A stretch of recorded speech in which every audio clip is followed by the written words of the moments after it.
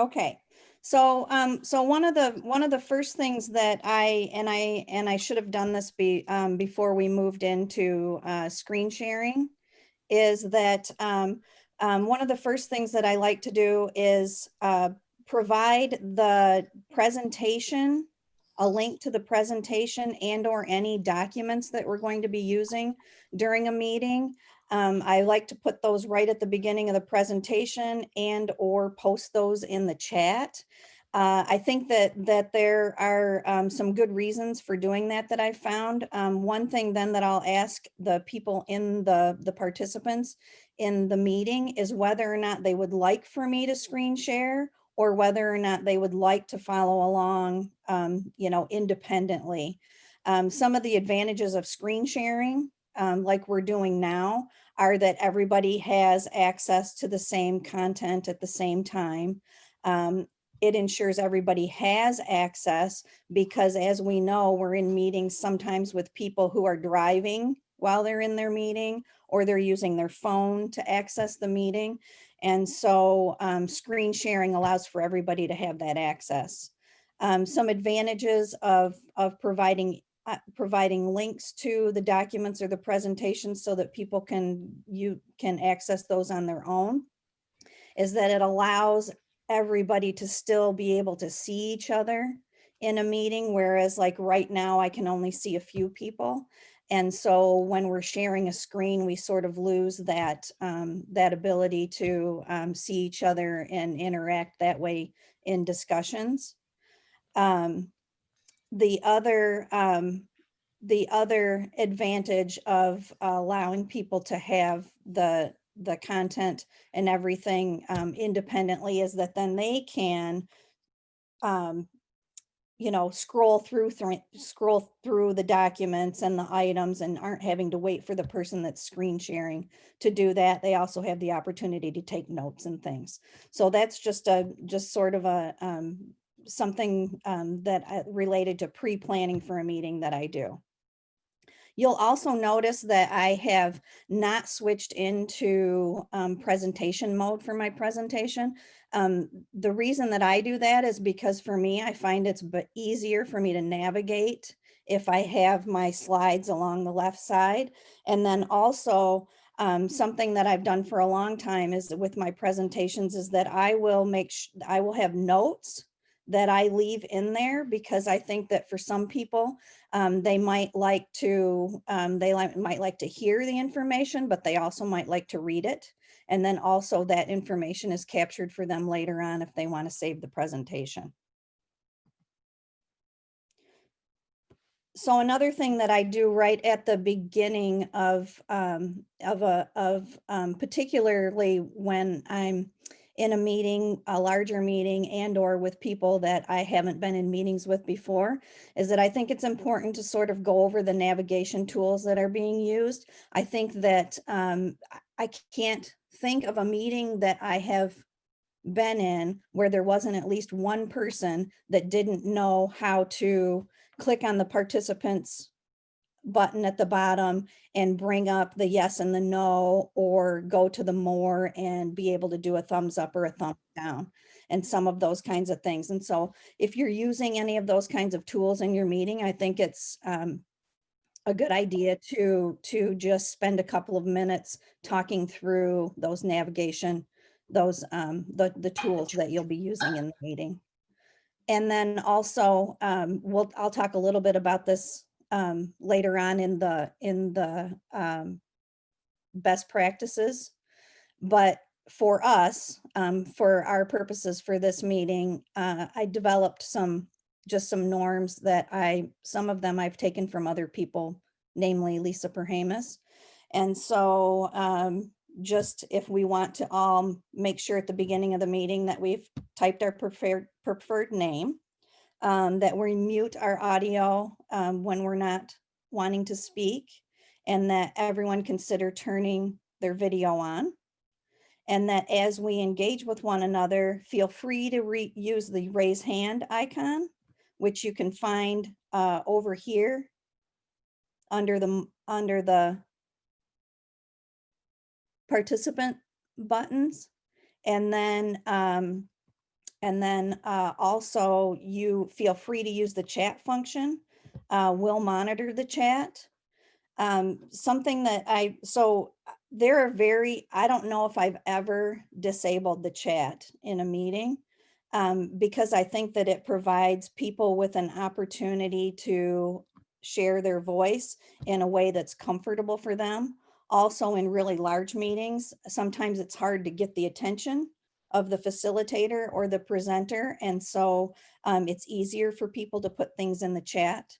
I think that it's really important, particularly in big meetings, if you are going to be using the chat and the raise hand feature, that you recruit someone like Rick to monitor that, because I do think it is difficult to facilitate a meeting and be checking to see what hands are raised and be checking to see what's happening in the chat. If you don't have someone to do that, I think it's still important and a good thing to keep the chat on. And then what I'll do is I'll just stop periodically. I'll let people know that I'm going to stop periodically, and I'm not going to address every question that comes up in the chat or every comment that comes up in the chat when it happens, but I make a note to myself to make sure that I stop periodically and take a minute to review those and then respond to any questions that might have been posted there. So just kind of to get us going a little bit, I thought I would share this. Most of you have probably seen it. All right, so I'll start. Oh, do you want to go first? No, I don't. You go. I was just going to be on slide 7, talking about bundling and saving. Jamie, you're cutting out. Sorry, I'm late. Hey, whoever's doing that, can you go on mute? Oh, my bad. I was just saying there's a typo on slide 7. Bundle home and auto for big disco snouts. I think that's supposed to say discounts. You sure about that? Hey, can you guys see me? So I just want to say that I think we have all experienced meetings like that and potentially have been those people in those virtual meetings. I'm going to stop screen sharing for just a second. And I'd like you all to just go over and use the thumbs up or the thumbs down icon, and let me know if that's something that you have experienced or not experienced.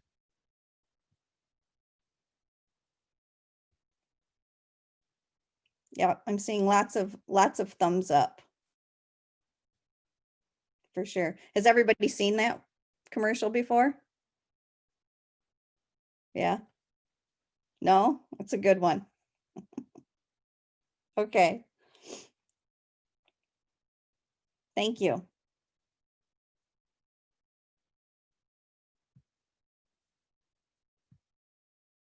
Back to the presentation. So I think some general best practices and guidelines for conducting virtual meetings first have to do with the difference between an in-person meeting and a virtual meeting as far as meeting preparation. It's more than creating an agenda and sending it out before the meeting.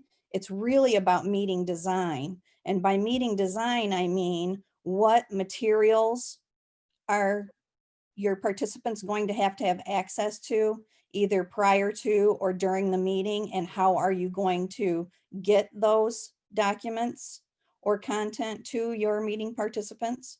What tools might you use in your meeting, particularly around methods of engagement, how you will have participants engaged during your meeting? And then to also kind of think about minimizing reports and the reading of reports, and to send those out ahead of time. And so just like as we have found out about front loading and pre-planning and preparing for online courses ahead of time, I think we have to be in that same frame of mind for our meeting designs if we want those to run successfully. And then I would say with the tools piece of it, there are things even that you might even need to practice or run through with a few colleagues that you could recruit to do that and practice those things before your actual meeting starts. A second, I think best practice is to particularly during this time is to take a couple of minutes to get everyone focused. And I think it's important that we recognize that because we aren't all sitting in the same room and that we're not typically in a typical workspace, that there can be some distracting features of a participant setting. And so I think it's a good practice to complete a really brief activity to ground everyone in the meeting space. And so that's one thing that I think I kind of used today I kind of used the commercial, the progressive commercial, to kind of get us all, focused in our meeting space. But there are other things that you can do as well that I'm going to show in just a minute or so. Make sure I don't run out of power. And then I think the third kind of just general best practice is that it's important, I think, to co-create virtual meeting norms, or at the very least, and particularly with smaller groups, you might have a conversation about what are each participant's gifts and hooks. Gifts, what they bring to the meeting, the conversation, and hooks, what they're going to need out of the facilitator and the meeting in order to engage. Some meeting norms to consider, I think, are to ask people to consider having their video on. Video use really humanizes the room. I think facial expressions matter. And so I think it's important if you can see people's facial expressions. I would suggest creating some kind of a meeting norm that is related to eliminating multitasking. I know that we all think we can do it, but the research really does show that we really can't. That if we're doing more than one thing, there's definitely one of those things that's getting much more of our cognitive attention than the other.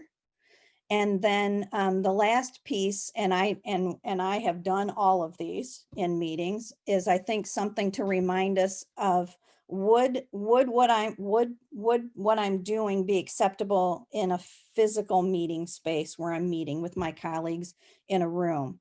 And so those would be things like turning off your video or muting and leaving the room to go do something. Making or taking a phone call, checking out, or, answering all of your emails while you're in a meeting. So if those aren't things that would be acceptable in a physical meeting, then you might want to think about crafting some meeting norms around those for virtual meetings as well.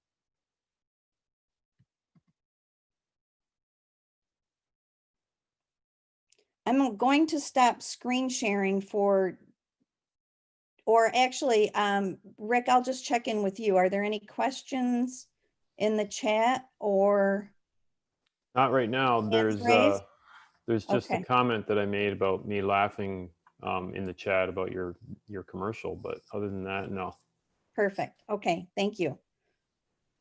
All right, let's move on then. So a little bit earlier, I talked about doing something to get everybody focused and just to be in the meeting space together without some of those outside distractions that we all have when we're not in our offices or in a physical meeting space. And so one of the things that I really like is this calm activity called a breathe bubble. And because it's nearing the end of the semester, a very challenging semester in some ways, I thought we could gift ourselves, even though I would do this earlier in my meeting, I thought we could gift ourselves with this 30-second breathing exercise.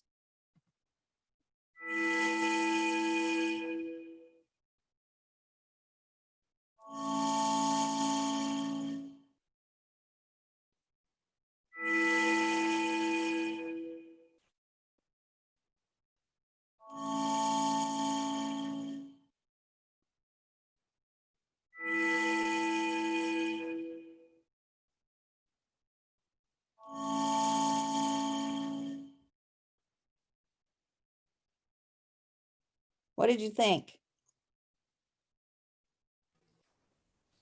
I like the way you propose that as gifting ourselves. Yeah, I think that that we need to do that. And so that's just one idea for how you could help everybody get focused at the beginning of a meeting. The other is to personally greet everyone and or share something that's a personal or professional thing, and in which case that you might also be the one that starts that, so you can model that. But just to have something at the beginning of your meeting that sort of grounds everyone in the meeting space is a good idea, I think. Yeah, and Amy, Kim mentioned in the chat that her husband, who's a counselor in K-12 setting, has been doing it with his elementary students. So I think the idea that you had just mentioned, where we're modeling some of these things, they trickle down into K-12, which is, for most of us, is the reason that we're here in higher ed, because we're working to train K-12 educators. Sure. Yeah, that's an excellent point. So I think that that there are some general practices for all of our meetings, but then I also think that there are some specific challenges related to facilitating really large group meetings. And so what I've outlined here are some things that I have found have been helpful for large group meetings. I think that it's important to be intentional about co-creating group norms and thinking through in that pre-planning stage how you're going to have participants engage in the meeting, because we need to establish psychological safety. And psychological safety is really just the condition in which you feel you're included, that it's safe to learn, that it's safe to contribute, and that it's safe to challenge the status quo, all without fear of being embarrassed, marginalized, or punished in some way. You feel it's safe to be yourself and voice your opinions within your meeting and within your team. And I think that what's been particularly challenging about all of the virtual work that we're doing is that we don't have those informal interactions where some of that psychological safety develops. A lot of people talk about the water cooler conversations and the running into each other as you're, in the lounge getting coffee, or running by someone's office and stopping and talking to them for a few minutes. We're not doing those things currently. And I think that takes a toll on the psychological safety that we're able to develop in teams and in meetings. And if we really want people to take risks and challenge and share ideas and things, obviously in respectful ways, I think we need to pay attention to specifically how we create some of that psychological safety in a virtual environment. I already talked a little bit about consider enlisting the help with monitoring chat and raised hands. That's really important in a large group setting. And so, that's something that I think will help the flow of the meeting, is if you can have someone who's monitoring that chat and you're stopping periodically and they're sharing that out. Or, if Rick would say, oh, Sandy has a question in the chat, and then would read that. And so I'm sure you've all experienced being in meetings where someone's doing that, like Rick is today. Can I ask you a quick question on Yes, that, Amy? yes, yep. So what I've been struggling with, I'm not sure if anybody else has had the same experience, when we're teaching a class where we have students still that are in the classroom with us, but we also have students that are participating virtually. How have you been able to manage those, because there's a large technological piece there, that you as an instructor, you're trying to keep the virtual people engaged by monitoring the Zoom, and then you're also trying to keep the students in the physical classroom engaged. Have you encountered that? And if you have you come up with any solutions? I mean, have you had students help monitor, or what's been some of your ideas around that? You know, that's a great question. And sadly, I have not had an opportunity to experience that because I'm not teaching this semester. And so Okay. sadly, I have not, but I would imagine that some, and other people, I'm sure. So later, you know, in just a little bit, I want to bring us all back together so that so that everyone can share their experiences and the best practices they've been using. And so maybe that will be something that someone else will be able to share on. But I would say that I think you would probably just have to be really intentional about stopping the in-class piece and saying, you know, I'm going to go to our Zoom. I'm going to go to Zoom and, you know, look and Right. see if there are any questions from our colleagues that are joining the class virtually. I think that you could assign a student to do that as well, but maybe others will have ideas about that too. Sure. Thanks. But yeah, that's a great question.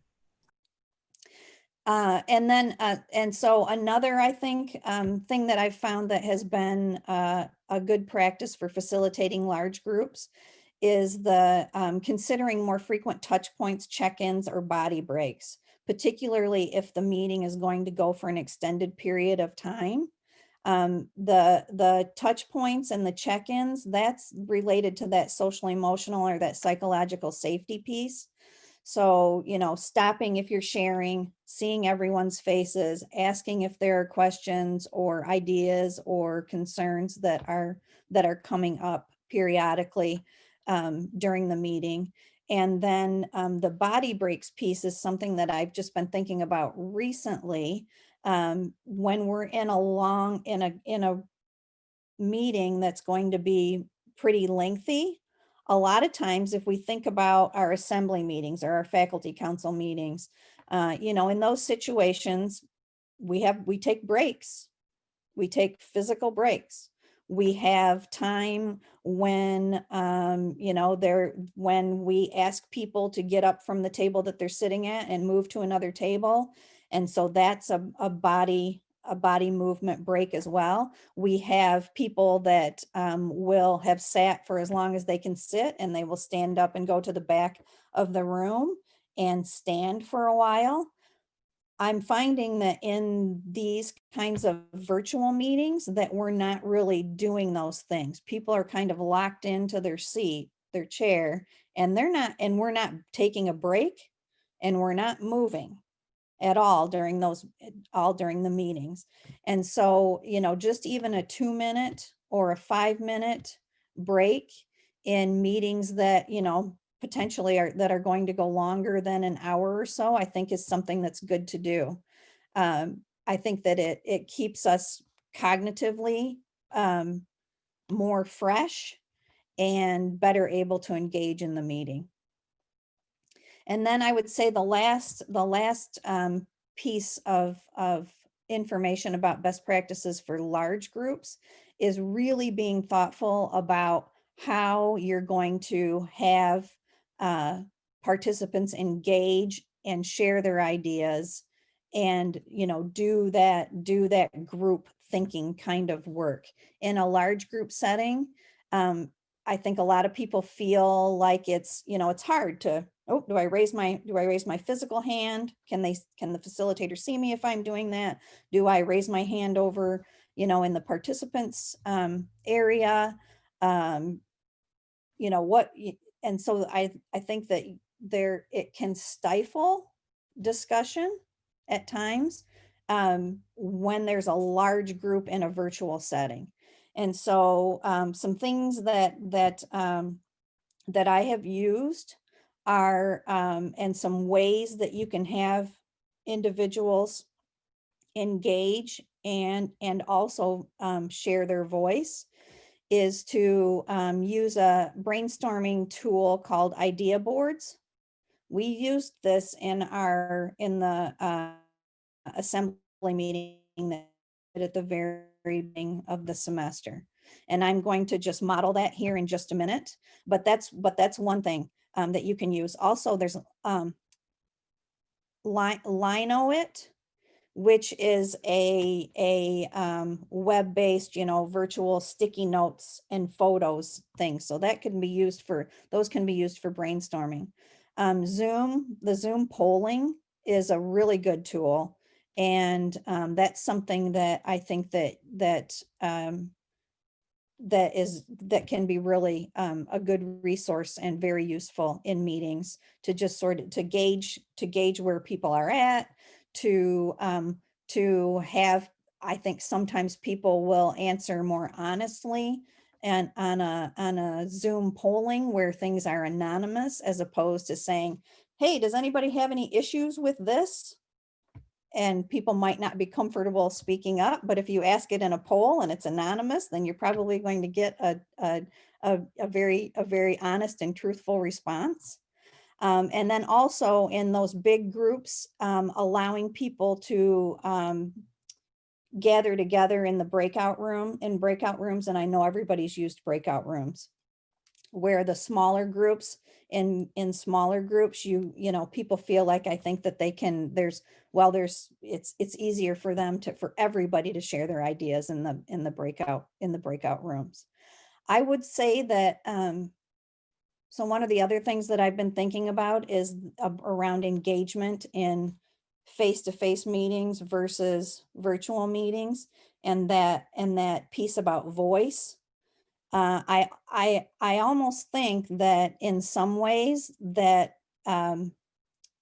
virtual meetings lend themselves better to soliciting ideas and voice from everybody sometimes than even our face-to-face meetings, because people have a variety of ways that they can do that. So they can raise their hand and they can verbally share an idea, or if they're more comfortable, they can put it in the chat. Or if you create polls, they can voice or share ideas or concerns or challenges in the poll. And then you can also gauge and people can share their voice using the reactions or the nonverbal kinds of tools that we have in Zoom to use. And so that's a variety of ways during a live meeting, different ways that people can participate and can share their voice. Whereas in a face-to-face meeting, typically the major mode for doing that is raising your hand, getting the microphone, and talking.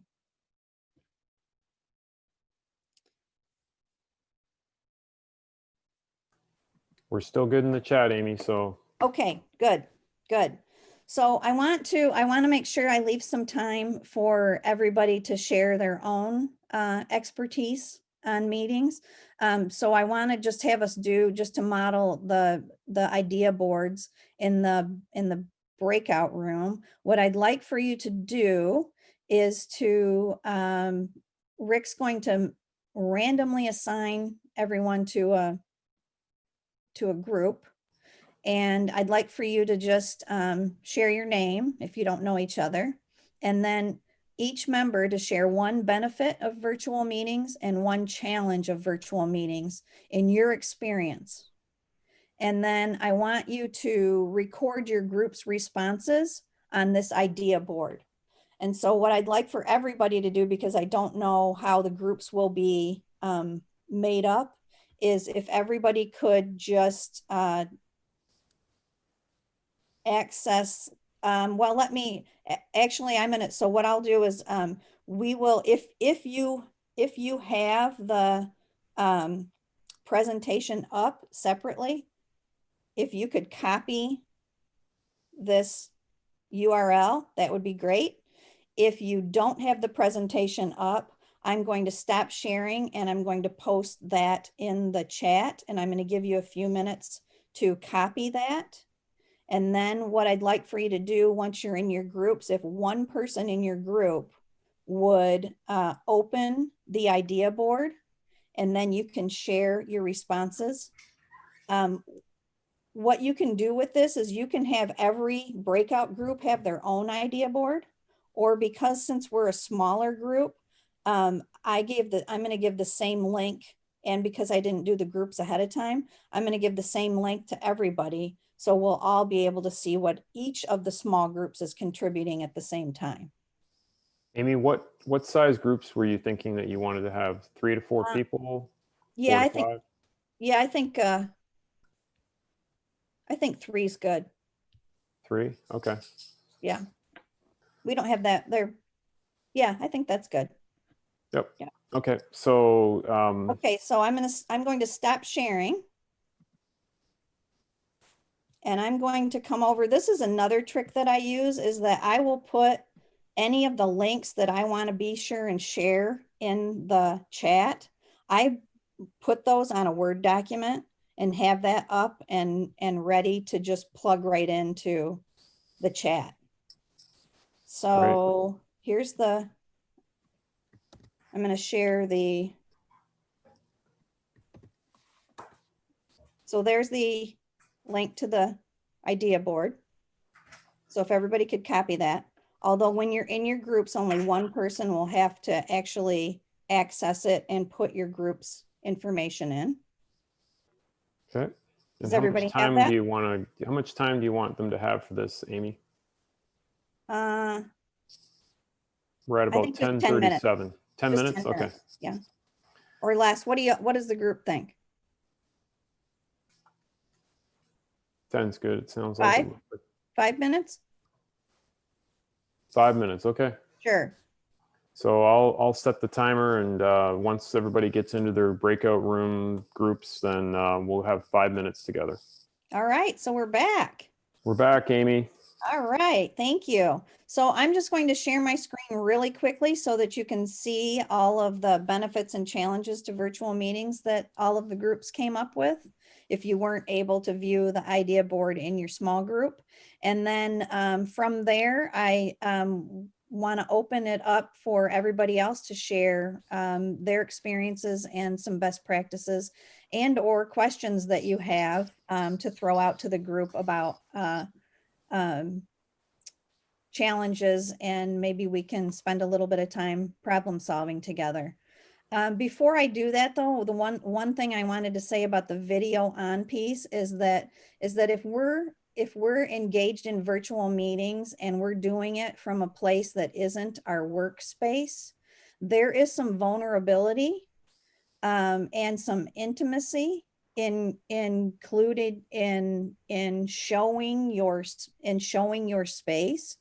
And so for people that don't necessarily want to show their space, one, I don't think we should force them to do that, but I do really believe in the powerfulness of being able to see each other's faces when we're engaging in meetings. And so you might, help people to create virtual backgrounds that they could use, like some of us are using here today. I didn't feel that vulnerable with this great group of people. So you can see that I am in my daughter's bedroom, who is now 23 years old. And since I've been having to Zoom from my daughter's, bedroom, who doesn't live with us anymore and is married, I'm thinking, boy, I guess it's really time to redecorate this room. But anyway, I just wanted to, I had wanted to mention that earlier about the video and the vulnerability of that, and to offer an alternative of helping people figure out how to do a virtual background instead, so that we can still see them. So let me just share really quickly the idea board that you put together, and then we'll move on to having you all share.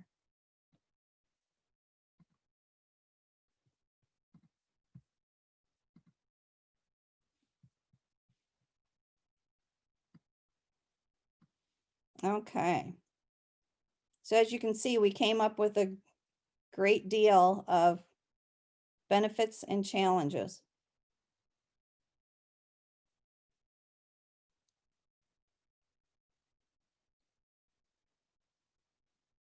If I'm moving too fast, let me know.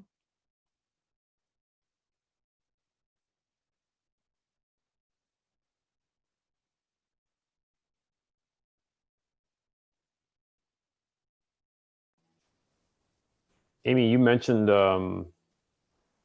this idea board. I haven't used this before, but what was the other application that you mentioned that was similar to this? Linoit, Linoit. And that does sticky notes and photos. Cool.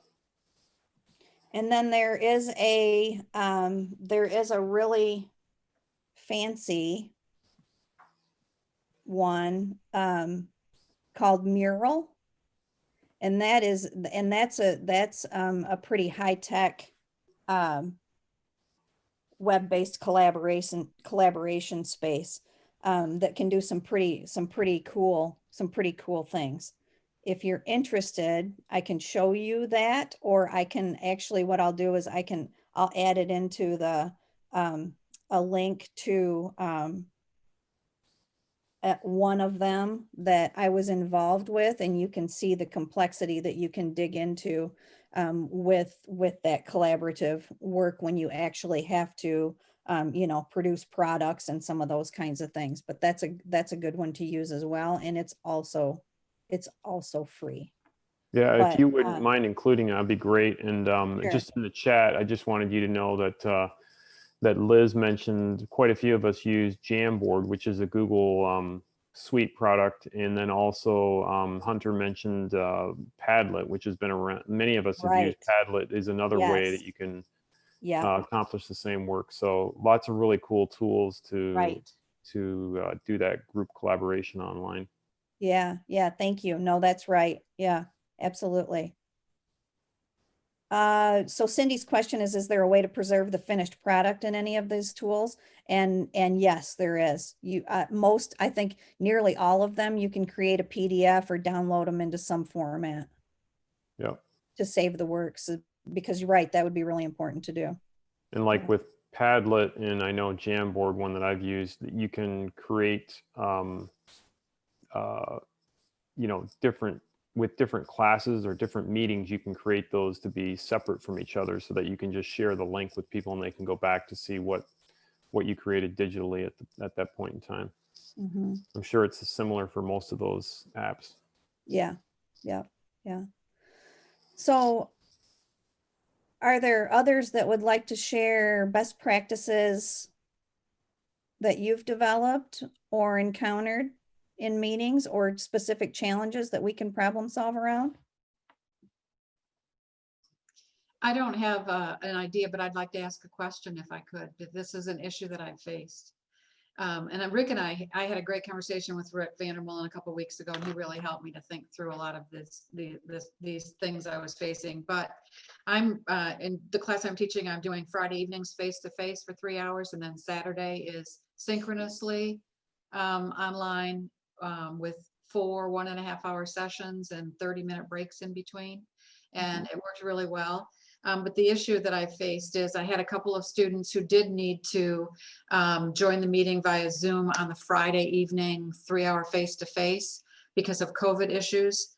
And that was fine and it worked. And I did have another student who kind of took my Surface and monitored the whole thing, and that really worked. My problem was I had a couple of students who just really wanted to just stay home and do Zoom because that was easier. And I really wrestled with that because the class was was in Banner as face-to-face on Friday evenings. And there were a number of students who, actually the majority of the students, liked having at least one face-to-face every of the 3 weekends.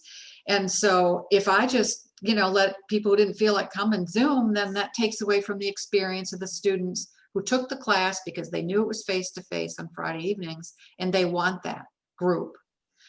So I ended up saying to students who didn't have a valid reason that they had to come, and I finally settled on are you, someone said, well, I'm nervous about COVID, when I kind of knew that that wasn't really what was going on. And so I simply said, have you been told you cannot go to work?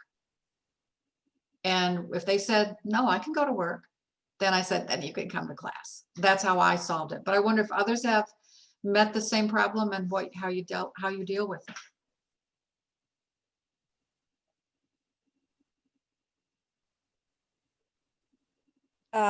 Is there someone that would like to share if they've had that experience?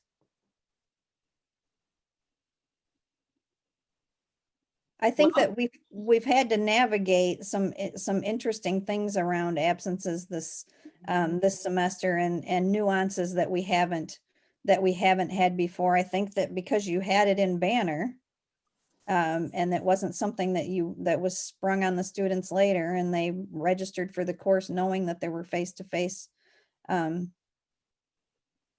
meetings for the course. And the GVSU policy says that COVID-related absences that students can't be, penalized for COVID-related absences, that you could expect that students would come to the class. However, I think where the gray area is in that, well, so what is a COVID related reason, right? Certainly if you have to quarantine or something like that, but level of uncomfortableness, I think that's where we kind of have to just, use our best judgment to figure that piece out. Do other people have ideas or thoughts about this? I think some of that's been tricky to navigate this semester. Olivia, did you want to share something? I thought I saw your hand up. Sorry, Oh. I was stretching.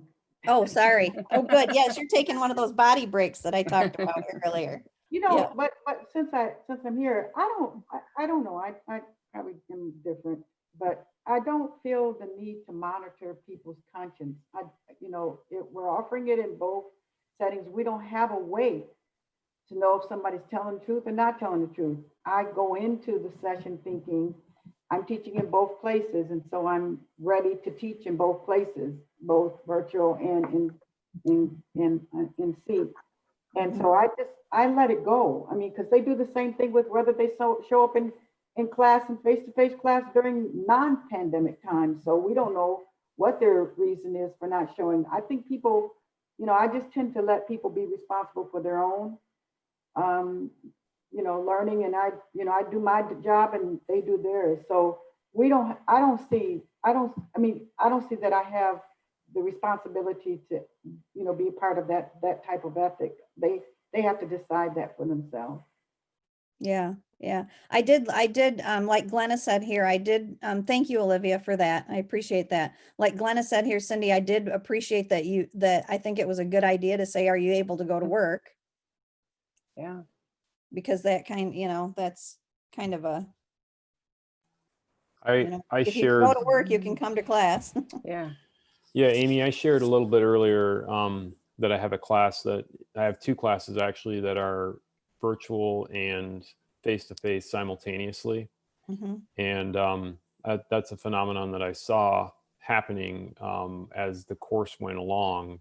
More students were participating virtually rather than face-to-face. So there's the last class, and one of them, there was only like 4 of us in the classroom together.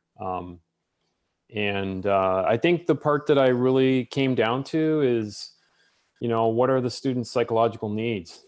Like they're likely in distress, and because they're in distress, their psychological needs are going to be met. They're going to be met either positively or negatively, because they're not going to go unmet. Everybody's psychological needs get met one way or another.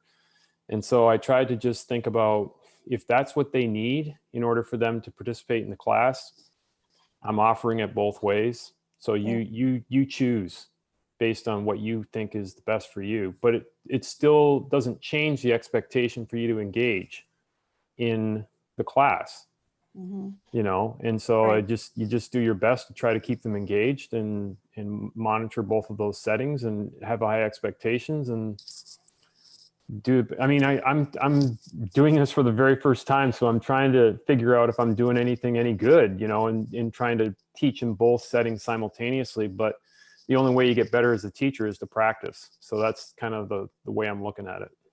I think that engagement piece is really important. Something I was thinking about, Cindy, when you were asking this and kind of talking about the situation, what we've all been kind of talking about is I always kind of think back to, especially during winter, springtime, and then going into this semester, how many times did the administration change something, or, they were going down a path and turned a path and things like that. I think that thinking really kind of starts to reverberate with our students. The situation when they signed up for that class, right? I understand that they knew it was going into an in-seat situation, but they probably signed up in the summer. And truthfully, things changed a lot from the summer to now. And I get the idea of, if you can go to work, you can go to class, but if those folks don't go to work, they're out of money. If they don't go to class and show up in Zoom or whatever, Okay, yeah. they still get to keep their jobs. And so I don't know if that's the best way to approach it. I think that is like a pretty logical way to approach it at first, but I just fear if we're doing that, it might be a slippery slope. Does that make sense? I think those are good points, Hunter. Yeah, it does make sense. And I'm really appreciating this conversation a lot, because I know it's possible I'll face the same thing next semester. Although it was two particular students who I knew did not want to make the drive, and they made it clear from the beginning they didn't want to make the drive. So with these two students, I honestly felt, and I am all about student support, believe me. If anybody who knows me, I am all about students. But in this case, it really had nothing to do. I knew, and they just didn't want to drive. But what I'm thinking, and I'm, still going to think through this. Definitely, I'm not set on what I'm doing next semester. But a question to Rick Vandermolen: when you ended up with 4 students in the classroom, do you believe that those 4 students got the same quality experience when? And I know that's a tough question, but that's been my concern, and maybe I'm being over concerned about it. I'm concerned about the students who do come to class, and there are so few students that they're not getting the same experience. So maybe I shouldn't even be worrying about that. Yeah, I think for me, my reflection on that is I was trying to keep the face-to-face students fully engaged, just like I would have expected to do if everyone was there in class, and try to keep the virtual students fully engaged. And I all I did was, when I didn't think I was doing a great job, I would just say, sorry guys, I need to with this technology, I got to make sure that and I just would apologize. And they're just like, hey, don't worry about it. We totally get that you're trying to make this work. We just appreciate you being flexible, And so the students were much more forgiving than I gave them credit for. And that's something that was a takeaway for me, was, they just appreciate the effort. And again, I think that's probably different for graduate versus undergraduate, but you just try it and do your best and keep going. Thank you. I really appreciate the conversation. Thanks, Amy, for letting me take so much time with that. Oh, no problem. I think we're at our time, Yep. but I would say if anybody has any ideas for Rick about the handling of how you multitask, teaching in person at the same time as you're monitoring students virtually. We're out of time now, but I think that's probably a common issue and challenge that people are running into. So if anybody has any ideas. Yeah, and Amy, I just wanted to say thank you for being here and sharing with us. It really, I think, engaged many of us in some thoughts around some of our practices with, I hope that other people feel the same way. And I appreciate you taking the time to put this together for us and just sharing out and letting us hear some of the best practices that you've been engaging in. Well, I appreciate the opportunity to spend time with you this morning. It's really nice to see everybody and share a little bit in all of the good work that you're doing. So thank you. Absolutely. Did I miss the session? It's recorded though, so it's going to go out to everybody and you're going to get a chance to watch it. But Nyan, just so you know, there's a meeting following this session that you can attend. The COE Tech Committee. We've got a blowout agenda that is just going to knock your socks off. So if you want to stick Well, around for the next hour,